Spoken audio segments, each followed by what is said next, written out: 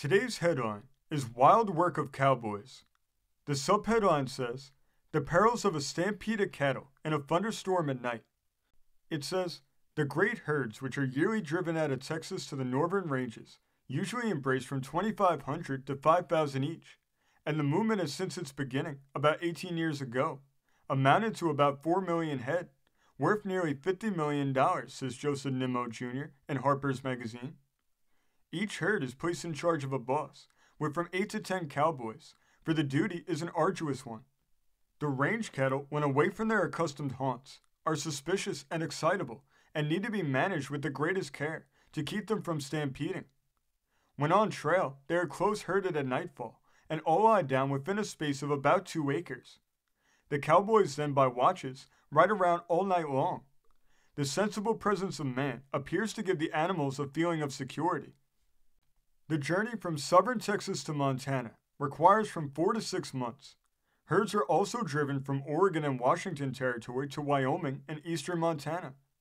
It's impossible for one who has not had actual experience in riding in trail to imagine the difficulties involved in driving a large herd of wild cattle over mountain ranges, across desert lands, where in some cases food and water are not found for many miles, and where streams must be crossed which are liable to dangerous freshets. A large part of the northern ranges is embraced in the area which Silas Bent, an accomplished meteorologist, terms the birthplace of the tornado. Thunder and lightning are here frequent, and they are especially terrifying to range cattle. The most thrilling incident in the life of the cowboy occurs on the occasion of a thunderstorm at night. Such an occurrence is thus described from personal observation by William A. Bailey Groman, an English writer. On the approach of one of these violent outbursts, the whole force is ordered on duty. The spare horses, of which each man is always free, and often as many as 8 or 10, are carefully fed and tethered, and the herd is rounded up, that is, collected into as small a space as possible, while the men continue to ride around the densely massed herd. Like horses, cattle derive courage from the close proximity of man. The thunder peals and the vivid lightning flashes with amazing brilliancy, as with lowered heads, the herd eagerly watches the slow, steady pace of the cow ponies and no doubt derives from it a comforting sense of protection.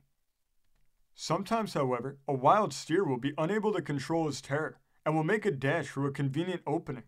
The crisis is at hand, for the example will surely be followed, and in 2 minutes the whole herd of 4,000 head will have broken through the line of horsemen and be away, one surging, bellowing mass of terrified beasts. Fancy a pitch-dark night, a pouring torrent of rain, the ground not only entirely strange to the men, but very broken and full of dangerously steep hollows, and you will have a picture of cowboy duty on such a night. They must head off the leaders. Once fairly off, they will stampede 20, 30, and even 40 miles at a stretch, and many branches will stray from the main herd. Not a the reckless rider, rushing headlong at breakneck pace over dangerous ground in dense darkness, but also the horses, small insignificant beasts, but matchless for hardy endurance and willingness, and perfectly aware how much depends upon their speed that night if it kills them. Unused till the last moment remains the heavy cowhide yurt or whip, and the powerful spurs were rowels the size of 5-shilling pieces.